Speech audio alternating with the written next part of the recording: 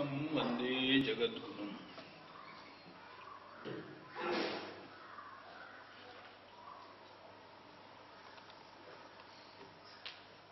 Now we are chanting that portion of Bhagavad Gita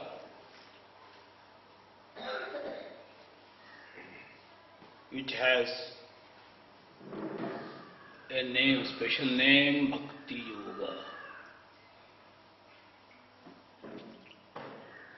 Bhakti word is very familiar to us. Yoga also very much familiar. Then what is this special combination? Bhakti and yoga. That is to be understood.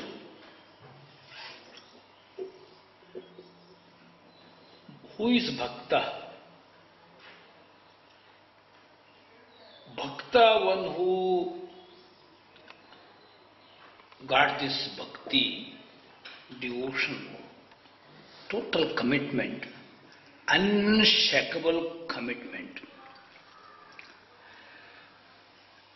to God. He is called Bhakta.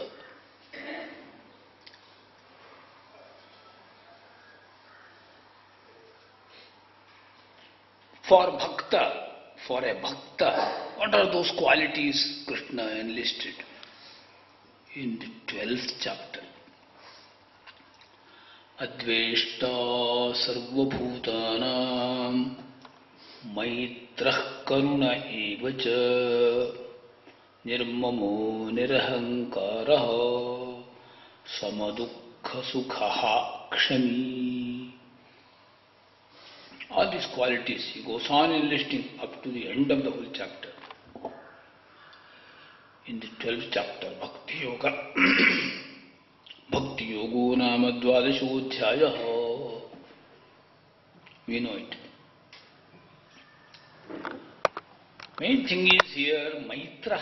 He must have that sense of friendship, friendly nature, accommodative nature, sharing and caring tendency. That is the main characteristic of a devotee, Bhakta. And he must have compassion, he must have kshama, forgetfulness, forgiving nature. All this, if we have, we become Bhaktas. And Bhagavan himself is a role model for a good Bhakta. If you study Sri Krishna's life, we know what are those qualities to be possessed by a Bhakta, a devotee.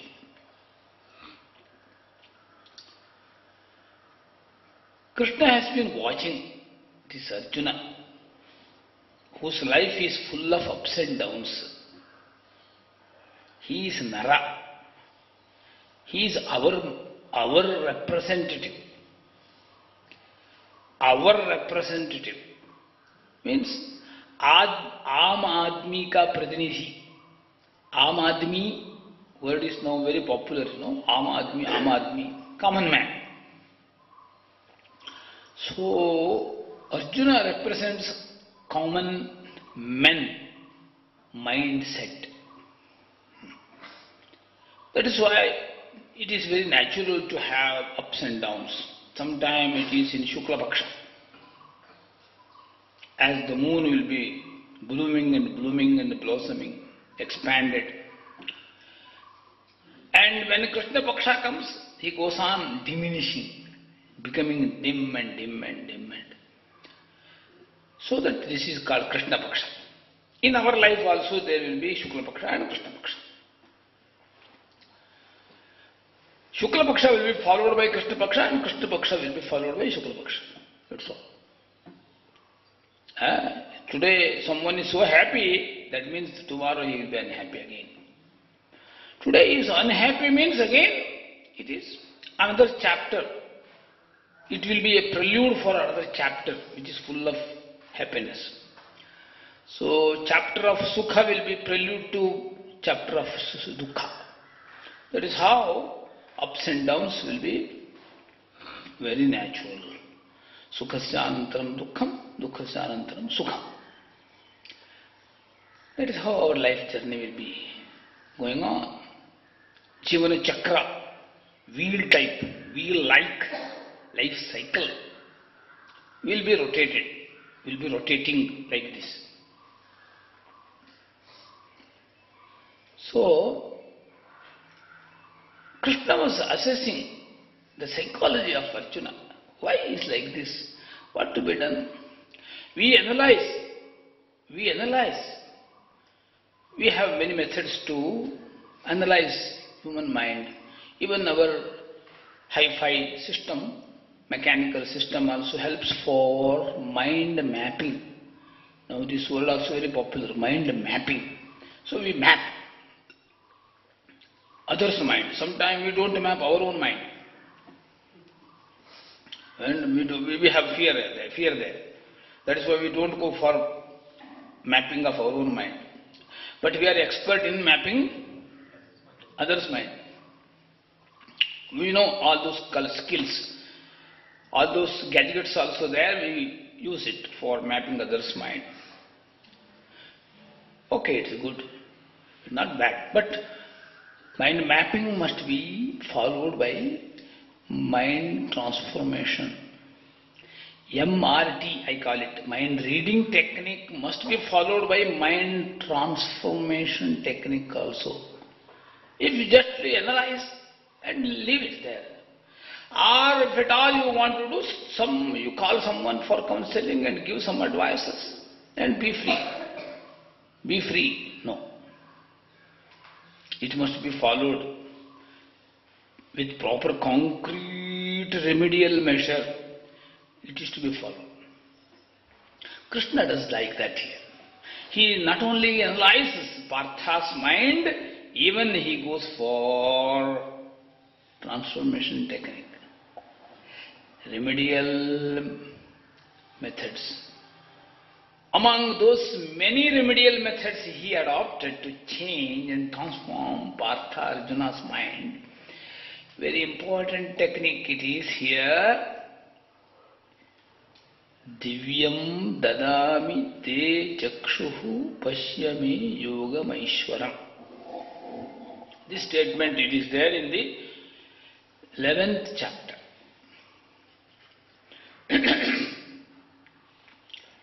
So one point of time he tells, "O Arjuna, you can't see me." Why? Because your eye is already corrupted, perverted.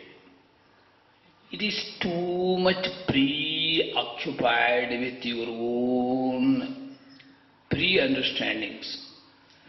That is very difficult thing. If it is blank, no problem. You can start with akara, with omkara. But if it is perverted, for that washing only you have to spend so much time. After erasing that previous one, you have to regard new thing. It is very difficult task. Here Krishna got that problem with Arjuna. Arjuna is not an ordinary man, highly qualified fellow. He is highly qualified, MA, PhD, double PhD. Even he got all postgraduate, postdoctoral degrees also. Even he was there he visited foreign countries. He was sent to Swarga also. Indra called him. Indra means American president.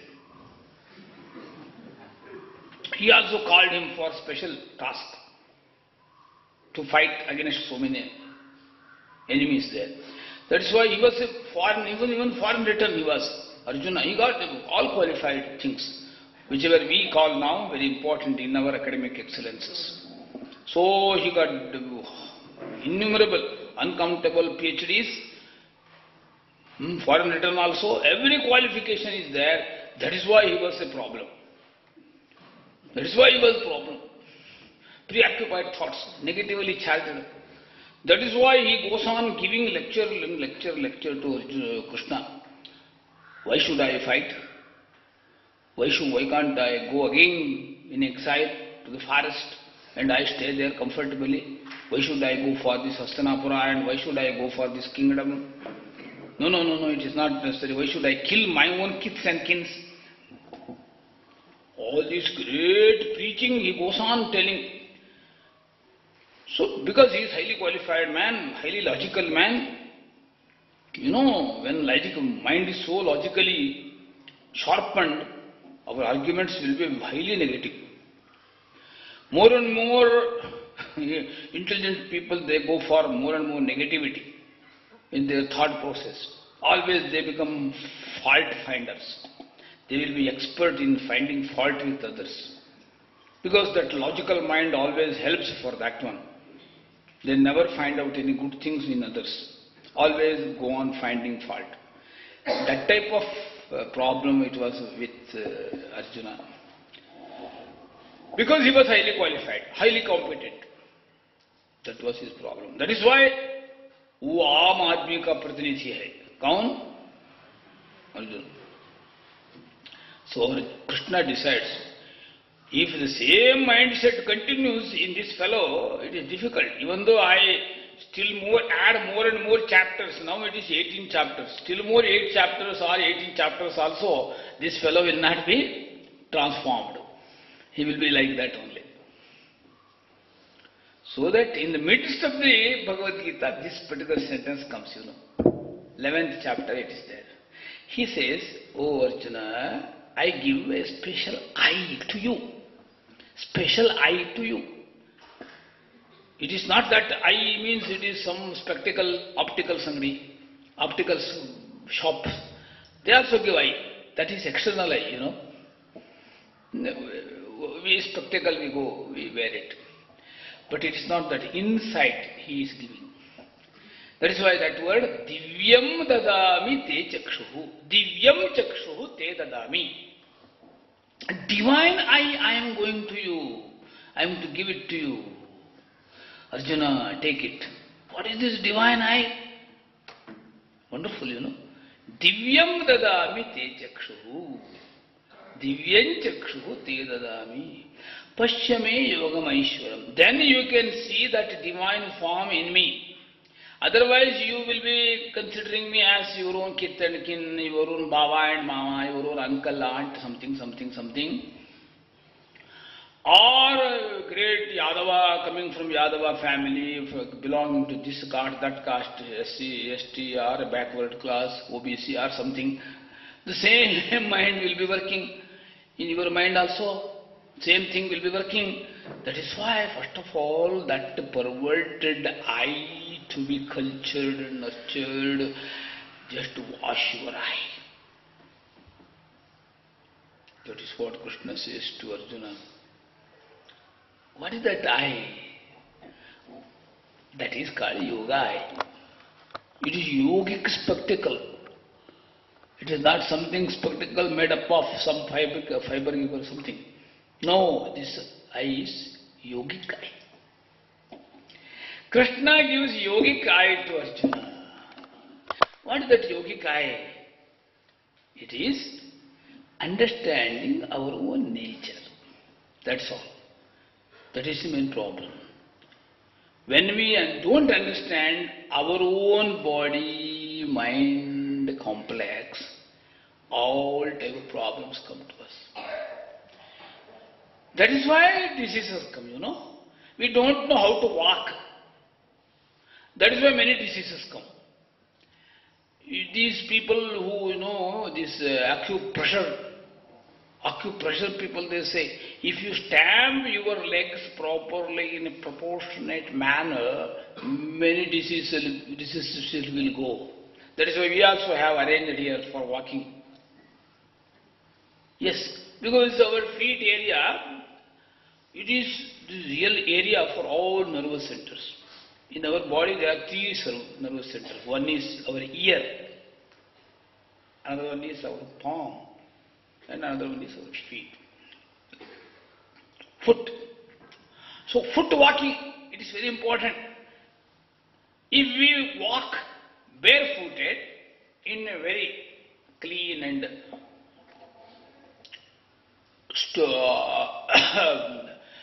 cleanly maintained floor. There we have to walk, which is free from thorn and other sharp objects. There we have to walk. That very pressure, it makes so many systems perfect. So walking, talking, walking, these are very, very important. That means we know we are human beings. It is my height and weight this much. According to that, I have to walk this much. I have to walk barefooted. Where to walk like that? Now you know everywhere we use this footwear made up of fibers, plastic. It is, that itself is very dangerous. Sorry to say, our sisters and mothers, even while cooking in their kitchen, they will be wearing what? That is very bad. And that too made up of what? Fiber and plastic. It is very dangerous. So, we don't know our nature. How to use my own leg, how to use my own palm, how to use my own sense organs like eye, ear and all these things. How to use my talking. Some people, they always talk nonsense things. That is, God has given wonderful instrument, talking, oral components. But we don't use properly. That is why, by our way of talking only, everywhere we create quarrels. Way of talking sometimes creates havoc. Some people, their talking style itself will be like that. When they start talking, there will be some negative tone.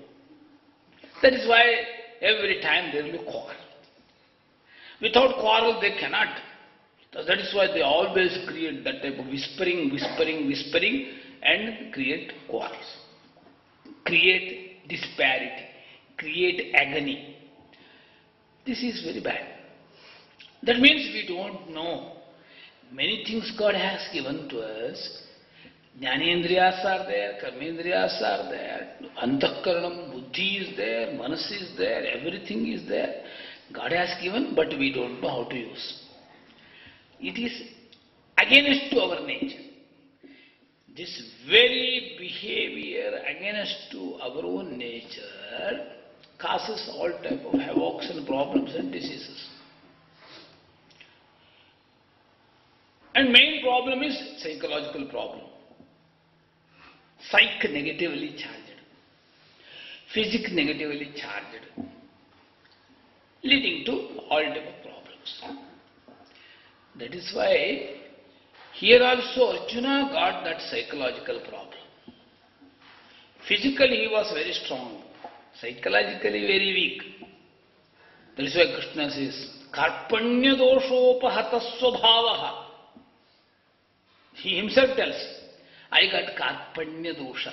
He himself makes this analysis in the beginning part of Bhagavad Gita. I got this Karpanya, small-mindedness, petty considerations, small considerations. That problem I have, oh Krishna, please help me to overcome. Krishna also says, Anaryajustam asvargyam akirtikaram Arjuna. Oh Arjuna, your way of thinking is very bad, uncultured. It never gives any good positive result, my friend. Please give up it.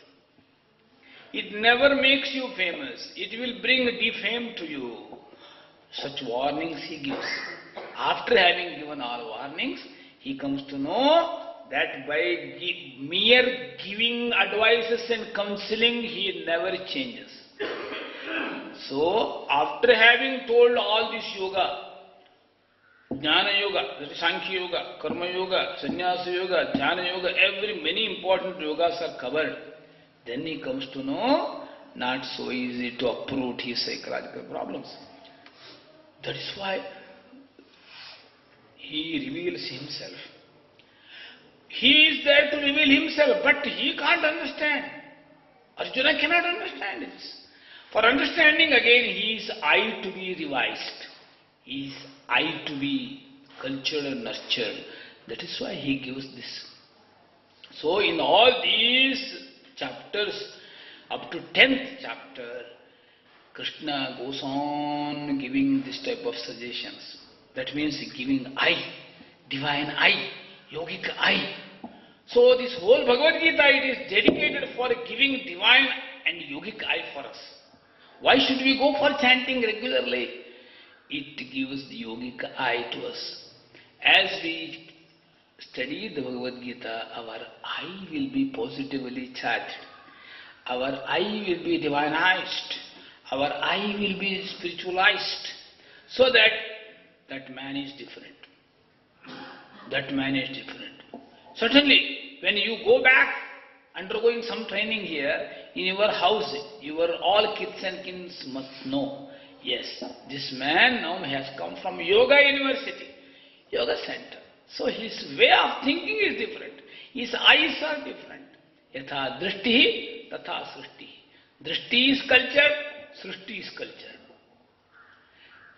That is called Divya Drishti. This Divya Drishti he gives. Without Divya Drishti, we cannot become devotees of God.